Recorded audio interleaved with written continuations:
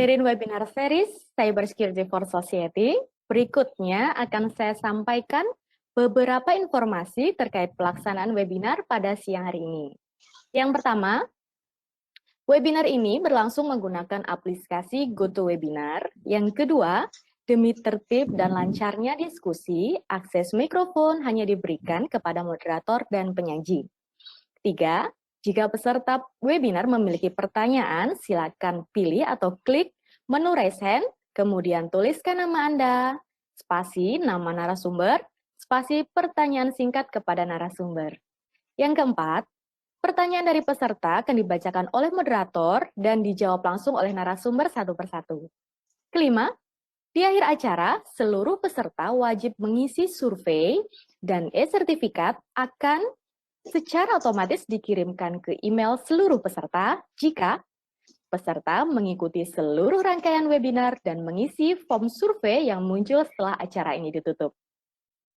Dan informasi terakhir yang paling penting dan tidak boleh dilewatkan yaitu kami telah menyediakan door prize menarik untuk 3 peserta yang beruntung dan berhasil menjawab pertanyaan dari narasumber.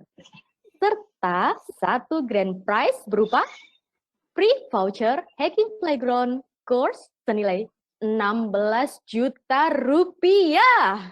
Wow. Nah, untuk itu selama 2 jam ke depan, seluruh peserta harus tetap fokus dan mengikuti diskusi panel dan mempersiapkan diri menjawab pertanyaan dari narasumber untuk merebutkan door prize dan grand prize kita pada pagi hari ini. Ya, langsung saja. Berikutnya, kita akan menuju acara inti kita, yaitu diskusi panel dengan 3 narasumber kita yang sangat luar biasa. Siapakah beliau-beliau ini?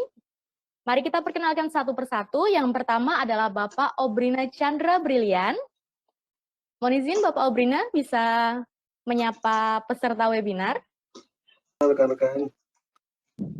Ya, beliau ini memiliki beberapa sertifikasi profesional yaitu CISA, CSXF, ECSP, ISO 27001 Lead Auditor yang merupakan dosen Politeknik Siber dan Sandi Negara dan Cybersecurity Director ISAKA ID. Yang kedua adalah Bapak Beli Rahdianto. Mohon izin Bapak Beli bisa menyapa peserta. Iya, Ya, terima selamat kasih. siang semuanya. Terima kasih udah mengikuti webinar ini ya. Semoga nanti bermanfaat. Iya. Bapak Beli memiliki beberapa sertifikasi profesional antara lain OSCP, OSCE, OSWP, CEH, ECSA, LPT, MSCE, dan beliau merupakan Training Director PT Spentera Edukasi Internasional dan Best Trainer Easy Council Asia Pasifik. Kemudian, untuk narasumber kita yang ketiga yaitu Bapak Kamal Asar. Mohon izin Bapak Kamal bisa menyapa peserta. Halo, ya. Assalamualaikum, selamat pagi teman-teman semua. Waalaikumsalam warahmatullahi wabarakatuh. Terima kasih. Beliau memiliki sertifikasi profesional antara lain CISSP, CISM yang merupakan cybersecurity profesional di banking sector dan Certification Director ISAKA ID. Baik hadirin, hari ini menjadi spesial karena diskusi panel kita akan dipandu oleh moderator yang juga sangat luar biasa. Beliau merupakan Direktur Cyber Threat Intelligence PT Spentera Edukasi Internasional. Marilah kita sambut bersama moderator kita, Bapak Roy Ketobing, GWAPT, GCIH, CITP. Waktu dan tempat kami persilakan untuk memandu acara diskusi panel selanjutnya. Silakan. Ya, selamat pagi. Terima kasih Mbak Ulfa. Selamat pagi Pak Kris, Pak Kamal, Pak Beli, Pak Obrin. Pagi hari ini saya izin untuk menjadi moderator untuk webinar kita. Ini webinar series yang pertama ya. Dan besar harapan saya, semoga ini juga bisa memberikan impact kepada banyak anak muda, baik yang sedang SMK atau SMA, atau yang masih kuliah di semester-semester awal, karena memang kita sangat kekurangan cyber security profesional di Indonesia. Apalagi kalau setelah webinar ini, minat untuk mencoba masuk ke sekolah tinggi kedinasan seperti Poltek SSN juga semakin meningkat. Dan kebetulan saya sendiri juga produk dari Sekolah Tinggi Kedinasan, walaupun mungkin berbeda, tetapi ini adalah sebuah bentuk sekolah tinggi yang sangat baik untuk membina anak-anak muda untuk bisa berkarir juga atau dipersiapkan sebagai birokrat-birokrat masa depan, khususnya dalam konteks birokrat di bidang cyber security ke depannya nanti. Oke, pagi hari ini mungkin sesi pertama akan disampaikan oleh Pak Obrina, kemudian nanti yang kedua akan ada dari Pak Belly Rahdianto, dan yang ketiga nanti dari Pak Kamal ya. Nah, saya akan mencoba mengamplifikasi beberapa isu, kemudian juga melakukan bridging dari setiap pembicara, agar message dan impact dari webinar ini bisa tersampaikan dengan sangat baik. Karena memang webinar yang pertama ini saya kemarin diskusi dengan bapak-bapak dari Poltek SSN, ditujukan untuk membuat peningkatan minat untuk bagi banyak anak muda di bidang cyber security. Apalagi kalau misalnya peminatan untuk masuk ke sekolah tinggi kedinasan seperti Poltek SSN semakin tinggi juga. Itu sangat baik. Dan kemudian juga sedikit saya sampaikan bahwa terkait dengan cyber security, ini sebenarnya sekarang menjadi perbincangan yang sangat hangat di seluruh dunia.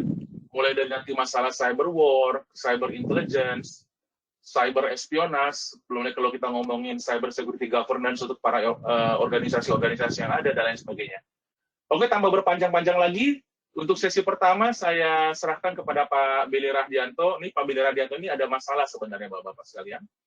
Saya kalau terima kartu nama dari Pak Belly ini, namanya pendek, gelarnya kepanjangan. Jadi kadang-kadang gelarnya sampai ke belakang ini.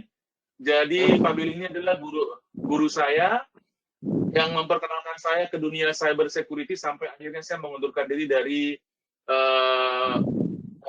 pengabdian saya sebagai pegawai negeri sipil nih. Dan Pak Belly ini termasuk hacker Indonesia angkatan pertama, masa-masa masih ada jauh sebelum masa-masa kecoa elektronik ya Pak Belly ya.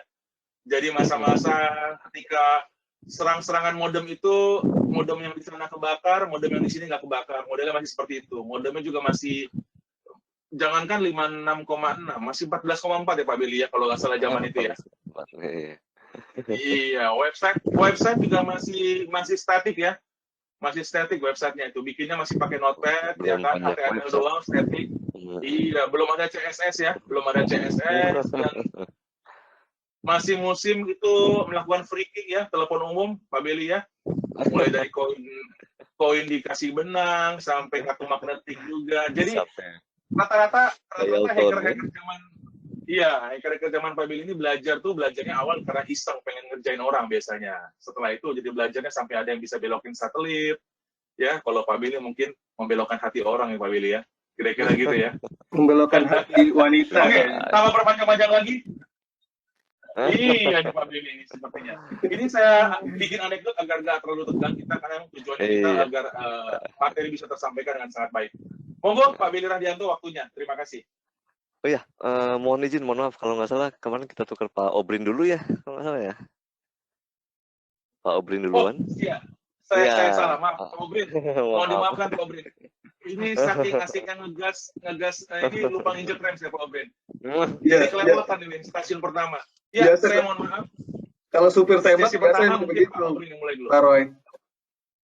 Iya. Udah supir tembak, duduknya miring lagi Pak Obrin kayak gitu. Iya. Okay. Ini by the way, Pak Obrin, silakan Pak Obrin.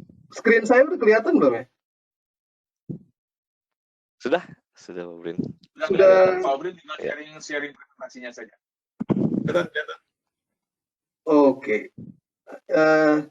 Terima kasih atas waktu yang diberikan kepada moderator, para pembicara sekalian, dan juga Pak Kris ya, Pak Direktur Poltek SSN. Selamat pagi, Assalamualaikum warahmatullahi wabarakatuh.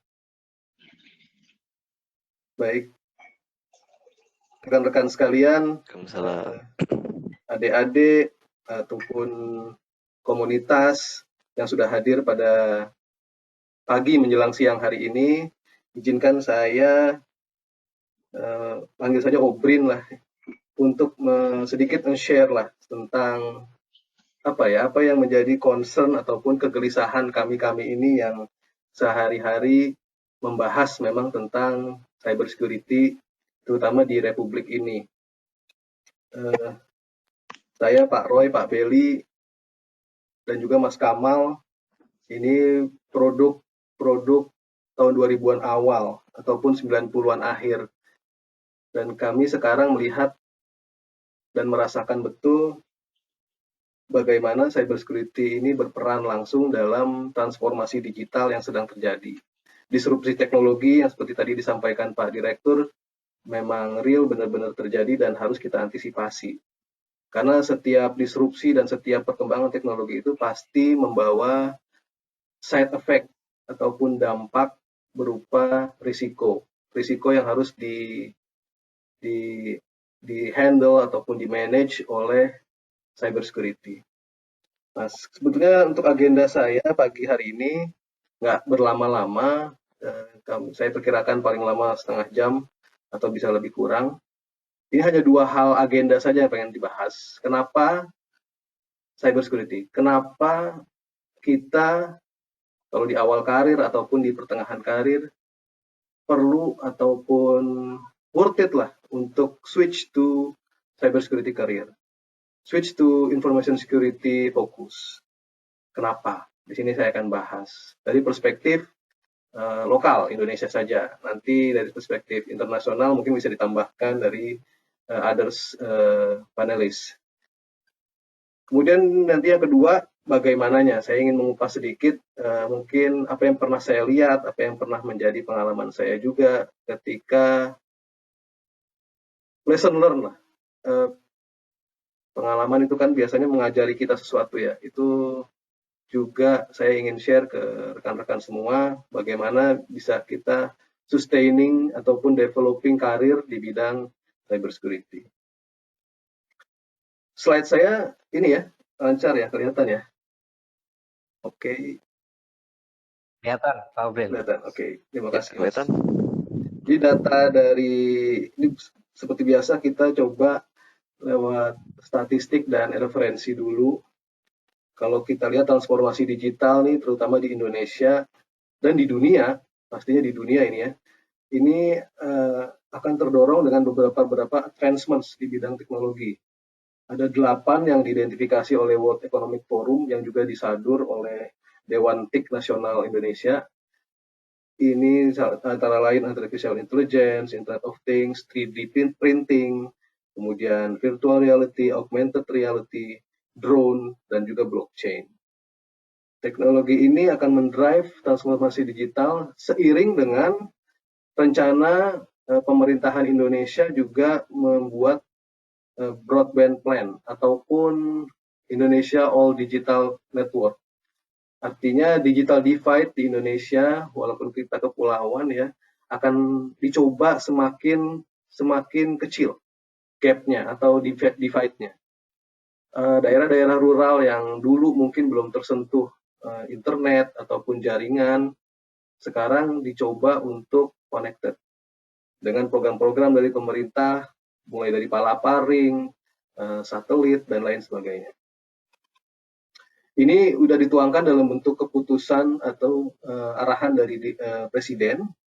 Ya, ada beberapa yang mendukung ke arah transformasi digital ini. Ada seperti ini nomor 96 tahun 2014 yang memang specifically menyatakan tujuannya adalah always on internet connectivity with triple play capability. Dengan bahkan sudah distandarkan minimum bandwidth-nya, minimum speed-nya. Ini merupakan cita-cita nasional yang sudah dituangkan dalam bentuk kebijakan ataupun regulasi. Kemudian tentunya seperti yang saya bilang tadi, dari transformasi digital dan juga tujuan digital divide tadi, konektivitas all Indonesia, tentunya akan memberi dampak dari broadband ini ya. Dampak positif tentunya sangat banyak, penciptaan pekerjaan baru, kemudian produktivitas, cost yang semakin diefisiensi, social benefits, dan lain sebagainya. Tetapi juga ada sisi lain di balik itu, sisi risikonya. Disruptive innovation, cybercrime, cyberterrorism, fraud, pornografi, hoax, dan lain sebagainya yang mungkin makin hari makin bisa saya bilang semakin tidak terpikirkan sebelumnya gitu. Jadi benar-benar kita melihat inovasi yang tidak pernah unprecedented lah sebelumnya. Inovasi baik dari sisi positif maupun inovasi negatif gitu ya. Tadi seperti Pak Direktur sampaikan, serangan cyber makin berevolusi, makin variatif. Dulu mungkin kita nggak begitu khawatir tentang data kita disandra. Sekarang ransomware sudah menjadi momok bersama. Kemudian dari data digital talent war memang terlihat berita-berita ketika sektor TIK berkembang pesat dan permintaan tenaga kerja melebihi persediaan yang ada. Ini nanti akan kita bahas lebih dalam, terutama di fokus cyber security. Nah, yang memperbagus ya keadaan munculnya industri 4.0 ini yang membutuhkan digital talent yang sudah siap kerja. Ini karakteristik dari industri 4.0, di mana speed itu sangat tinggi dan inovasinya itu dibutuhkan setiap saat. Sehingga digital talent-nya itu tidak bisa lagi seperti conventional thinking. Dia harus merubah mindset. Ini pun sudah disurvei ya oleh World Economic Forum juga. Perbedaan skill set ketika tahun 2015 bahkan hanya terpaut 5 tahun saja sudah ada beberapa significant change yang diakibatkan oleh industri 4.0. Kondisi saat ini di Indonesia sendiri, kalau data dari Kementerian Pan-RB, sistem pemerintahan berbasis elektronik walaupun sudah diundangkan, sudah diregulate tahun 2018 kemarin, sampai saat ini belum banyak yang berubah secara signifikan. Jadi memang masih persiapan-persiapan. Nanti gongnya mungkin di 2025 sampai 2030, di mana infrastrukturnya sudah disiapkan, tinggal mainnya nih. Dan ini membutuhkan tenaga-tenaga, the man behind the gun, yang terampil, kemudian innovative thinking, dan juga ready for industry 4.0. Kondisi saat ini, bahkan kalau saya dari sektor pemerintah saja melihat, dengan adanya kewajiban SPBE dan juga Broadband Indonesia, itu nanti 415 kabupaten, 98 kota, dan 34 provinsi di Indonesia, masing-masing memiliki pemerintah daerah, harus memiliki SDM keamanan. Ini salah satu mandat dari Perpres itu sendiri, di mana keamanan adalah menjadi bagian tidak terpisahkan dari inovasi e-government. Sehingga memang mau tidak mau, ini baru hanya di sektor pemerintahan harus mempercepat, mengakselerasi jumlah dan kualitas SDM keamanan cyber, aparaturnya. Belum lagi kalau kita tujukan atau kita kaitkan dengan ekonomi digital, di mana nanti Indonesia Go Digital yang dicanangkan 2030 oleh Presiden, itu mengharapkan bisa menumbuhkan atau mempercepat pertumbuhan ekonomi Indonesia berbasis digital sampai dengan 4 kali lipat. Sedangkan dari talenta digital sendiri, kalau kita bicara internationally, di sini peta penyebaran ataupun peta distribusi talenta digital bisa dilihat banyakkan kuning sampai orange, hanya India saja yang biru. Diperkirakan pada tahun 2030 India surplus tenaga kerja ahli digital. Sedangkan Indonesia diproyeksi akan kekurangan 18 juta tenaga ahli digital. Dan ini tidak hanya cyber security ya, tapi all digital talent. Namun di cyber security tentunya juga ada shortage. Seperti tadi disampaikan sedikit prediksinya ataupun sedikit fakta dari Pak Direktur Poltek bahwa banyak pekerjaan yang membutuhkan, terus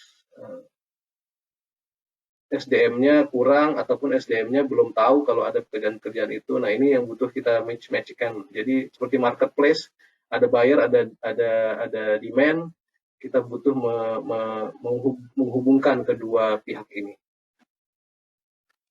Untuk STSN sendiri, Politeknik Siber dan Seni Negara sendiri, sesuai dengan mandat yang diberikan pembinanya BSSN, memiliki satu prodi, program studi, Nah, ini kami sudah berbahagia ya, sudah banyak juga teman-teman di universitas ataupun di politeknik lain yang membuka jurusan keamanan cyber, specifically keamanan. Jadi dulu kan kalau kita lihat prodi-prodinya kan generate IT ya, seperti computer science, kemudian teknik sistem informasi, governance dan lain sebagainya. Sekarang atau rekayasa perangkat lunak. Nah, sekarang sudah cukup banyak mulai bermunculan membuka spesifik di majoring information security. Termasuk kalau Poltek sendiri sejak 2018 sudah membuka keamanan cyber. Berikut ini bisa dilihat beberapa contoh mata kuliahnya,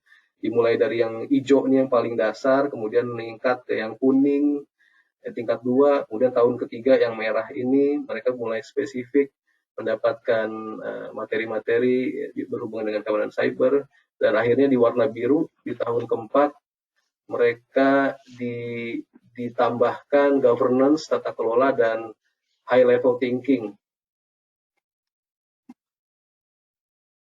Tadi juga disampaikan oleh keynote speech bahwa BSSN sudah melaunch peta okupasi nasional keamanan cyber. Ini beberapa hal yang menjadi pokok bahasan kita juga di kalangan praktisi dan komunitas ya. Contoh kayak Mas Kamal dan saya kemarin ngobrol, peta okupasi ini bisa dipakai nih untuk struktur organisasi, restrukturisasi struktur di banking sektor misalnya. Sehingga semua fungsi-fungsi yang ada di peta okupasi ini ada yang handle, ada yang melakukan sesuai dengan kebutuhan organisasi tentu. Di sini ada assessment vulnerability tentunya, atau kita bisa sandingkan juga dengan pen tester, network security administrator, analis, kemudian terus yang fokus di responder atau forensik, ada juga yang fokus di kriptografinya, dan secara umum ICT Security Product Evaluator. Nah, itu why-nya. Sekarang kita bahas how-nya. Kalau dari pendapat saya, ini beberapa roadmap ataupun trik langkah untuk kita bisa survive dan sustain di dunia cybersecurity. Yang pertama itu education. Memang nggak semua orang, saya yakin nggak semua orang punya privilege untuk bisa mengenyam pendidikan formal. Nah, not to worry, untuk bidang cybersecurity, kalau Anda nggak bisa mengenyam pendidikan formal, Anda bisa mengambil jalur informal, yaitu sertifikasi. Apalagi kalau Anda bisa punya kesempatan, punya privilege mengalami dua-duanya. Seperti saya, alhamdulillah saya punya privilege itu, saya bersyukur sekali bisa mengalami dua-duanya. Saya kuliah di computer science, kemudian saya juga mencoba sertifikasi di bidang keamanan informasi. Kemudian langkah selanjutnya adalah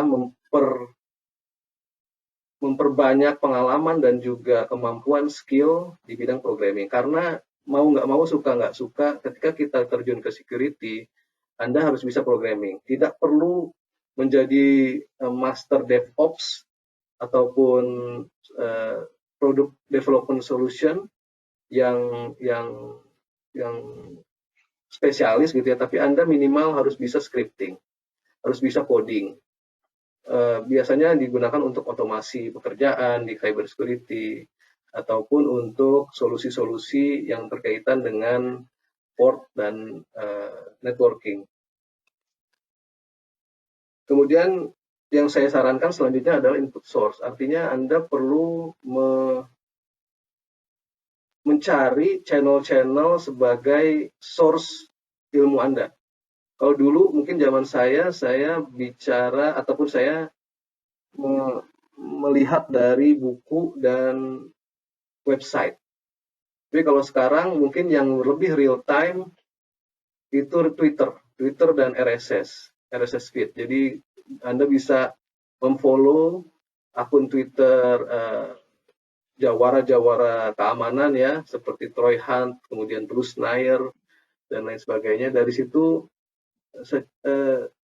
feed-feednya kan akan real time, apa saja yang update di dunia keamanan, Anda bisa mengeksplornya lebih dalam dengan website ataupun dengan media lain seperti GitHub ataupun forum gitu ya.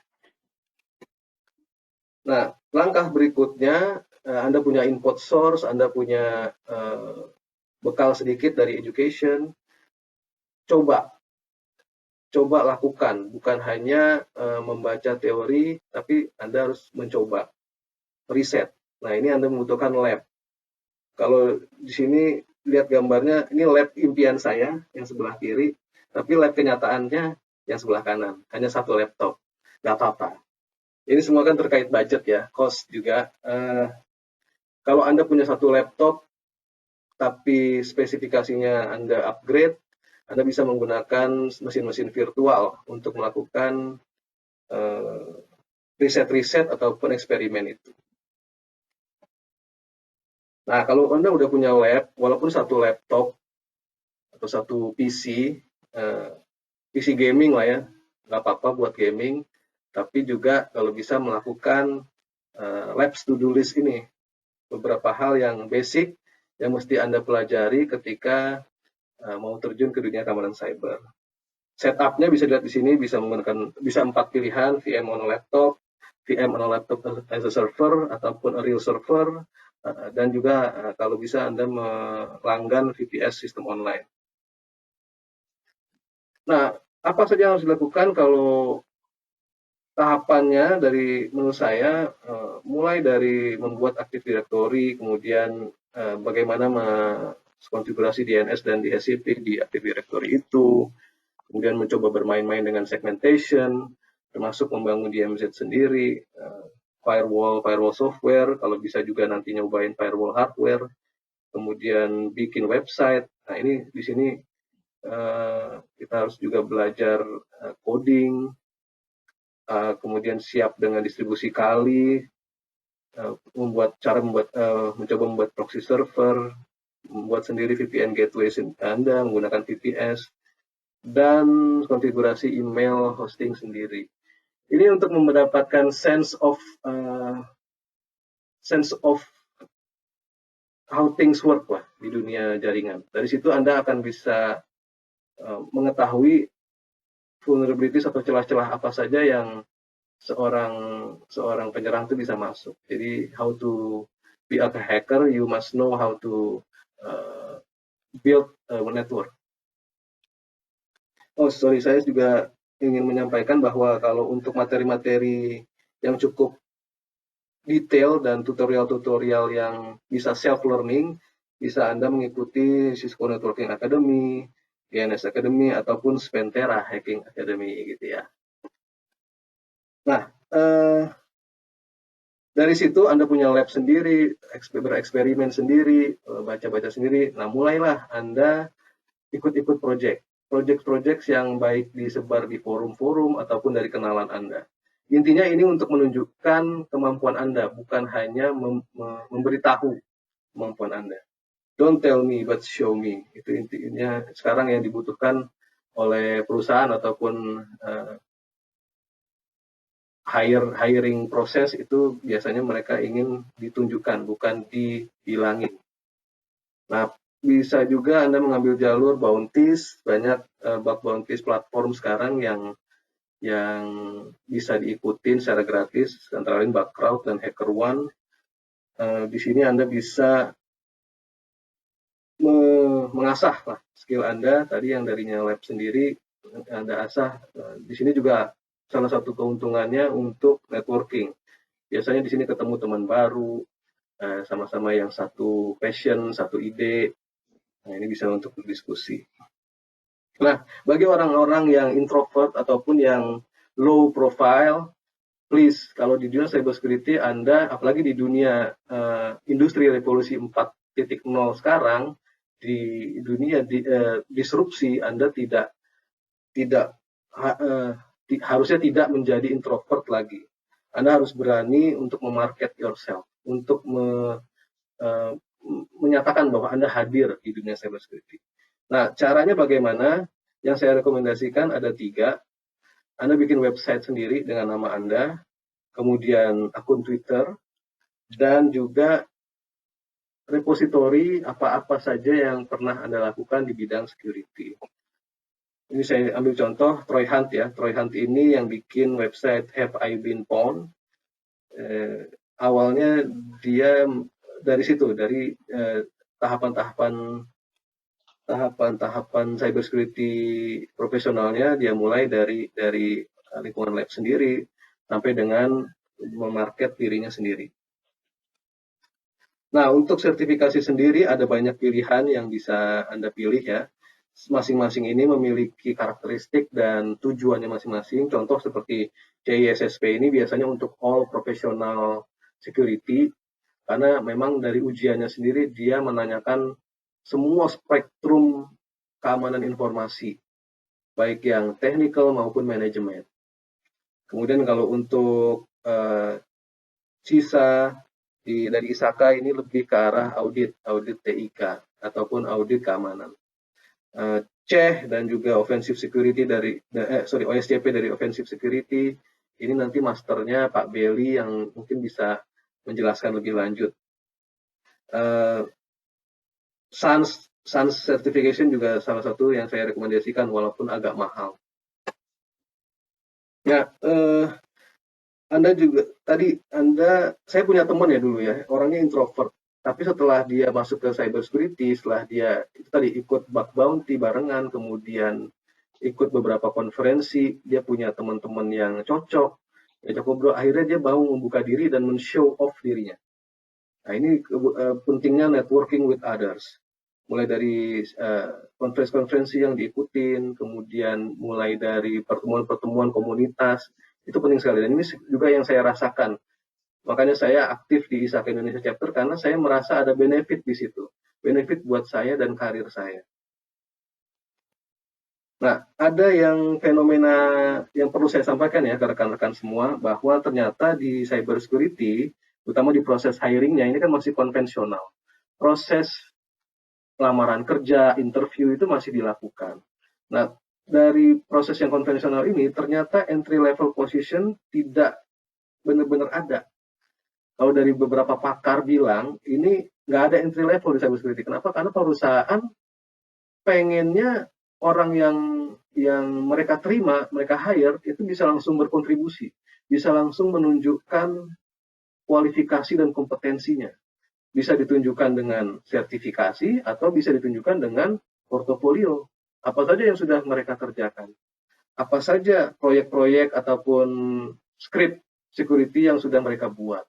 Ini justru yang akan membuat hiring proses lebih lancar bagi profesional yang memulai karirnya di cybersecurity.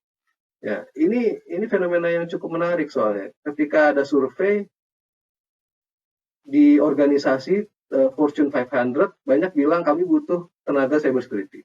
Tapi di sisi lain di survei juga tenaga-tenaga security profesional bilang nggak ada pekerjaan buat kami. Nah, ini kan berarti saling bertentangan, padahal pasar dan kebutuhannya bisa ditemui ini. Nah, ternyata triknya adalah Anda harus membangun portofolio Anda sendiri. Sehingga nanti ketika hiring proses konvensional ini dilakukan, Anda udah punya playground ataupun punya basic, sehingga Anda menyatakan diri Anda, saya mampu dan saya contribute dengan pekerjaan saya nanti. Anda juga harus tahu apa sih pekerjaannya gitu kan ya. Secara garis besar saya hampir 12 tahun, 15 tahun bekerja di dunia keamanan informasi ataupun di perusahaan, di organisasi yang memanage keamanan informasi sendiri. Secara garis besar pekerjaannya ya ini. Anda mengkonfigurasi ataupun mengelola perangkat keamanan, firewall kah, IDS kah, IPS kah, ataupun hanya simply segmentation jaringan kah, itu harus menjadi kemampuan dasar. Kemudian kadang juga kita sering ya, bukan kadang, itu suruh ngisi questionnaire yang terkaitan security, karena seringkali kalau kita udah running well, itu pasti yang dilakukan secara rutin adalah audit, kemudian testing, hal-hal yang memastikan bahwa sistem kita berjalan aman gitu. Kemudian doing product evaluation, sekarang udah mulai banyak muncul next gen security. Jadi perangkat-perangkat yang disebut next gen, next generation, yang biasanya ditambahkan modul-modul AI ataupun machine learning untuk mempermudah pekerjaan admin security. Nah, kadang di pekerjaan juga kita dibutuhkan untuk menulis skrip-skrip singkat yang dapat membantu pekerjaan. Dan terakhir melakukan security reviews, baik produk yang akan dibeli maupun website yang akan di-launch. Nah, terakhir ditutup dengan kalau kita menyukai pekerjaan kita, tentunya kita akan jadi yang terbaik di pekerjaan itu. Ini yang diajarkan oleh almarhum Steve Jobs. Saya mempercayai betul hal ini. Kita harus mempunyai passion terhadap hal yang kita kerjakan. Jadi kalau passionnya nggak ke cybersecurity, ya nggak usah dipaksain. Tapi kalau memang pengen dan tertarik, Anda bisa menjadi great gitu ya di bidang cybersecurity. Nah, ketika Anda memiliki passion dan juga self-discipline. Saya punya cerita kalau teman saya dulu lulus dari Akademi Sandi Negara bareng-bareng, kemudian dia memilih jalur yang berbeda, karena dia pertama tertarik sekali menggunakan Linux. Di situ dia memiliki self-discipline. Saya lihat hampir setiap saya ke kosannya lagi scripting Linux. Sekarang penghasilannya udah berapa puluh juta per hari ketika dia ditanggap oleh pihak ataupun entitas yang ingin nge-hire dia, baik sebagai konsultan, sebagai pentester, sebagai trainer, dan lain sebagainya. Ini yang bisa saya sampaikan untuk pagi hari ini. Kami dari BSSN dan Politeknik Siber dan Seni Negara mengundang bagi adik-adik ataupun rekan-rekan semua yang ingin belajar ataupun berkolaborasi ataupun research di bidang cybersecurity bersama kami. Ini terlihat beberapa aktivitas mahasiswa ketika membangun SOC-nya mulai dari nol ya sampai menghasilkan rekomendasi keamanan ataupun sampai dengan menghasilkan CVE. Jadi ini kegiatan yang kami lakukan di Poltek SSN. Demikian dari saya. Terima kasih. Saya akhiri. Wassalamualaikum warahmatullahi wabarakatuh.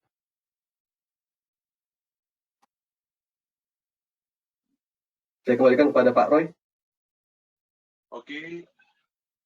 Ya, terima kasih Pak Obrin. Waduh, ini penjabarannya sangat bagus dan sangat detail.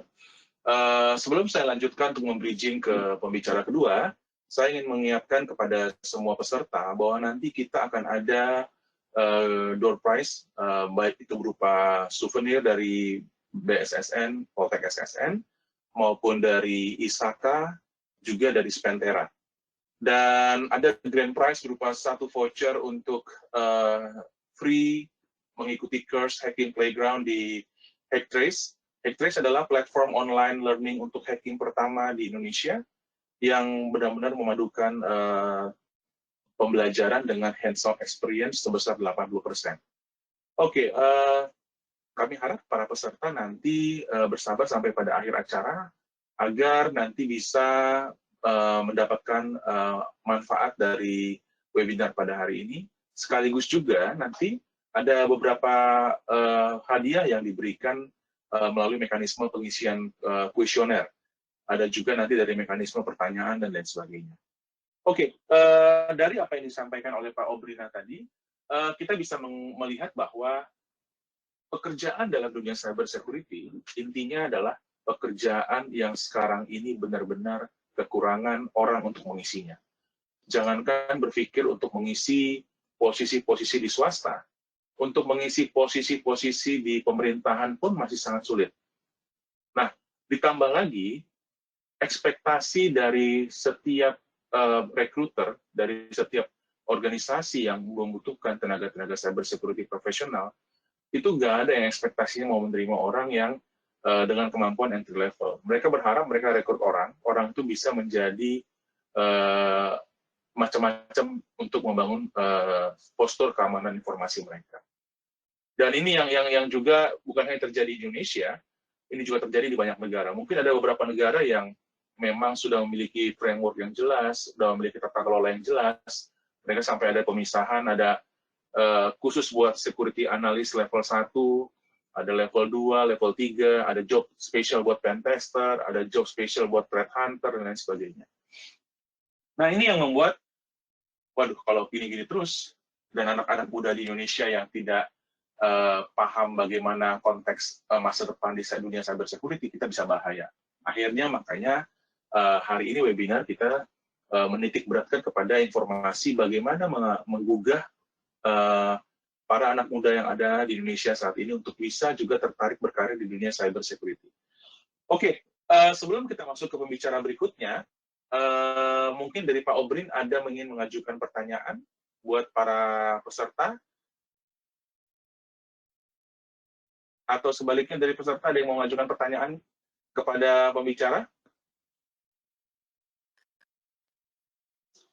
Kita memakai platform GoToWebinar, Bapak Ibu sekalian. Jadi ini benar-benar simulasi virtualisasi layaknya sebuah seminar yang ada dalam dunia nyata. Bisa raise hand, bisa juga mengetik pertanyaan di chat, ada kolom chatnya. Oke, kalau begitu mungkin nanti masih disimpan. Untuk berikutnya, kita serahkan waktu buat pembicara lebih lanjut, yaitu Pak Beli Rahdianto. Silakan Pak Beli.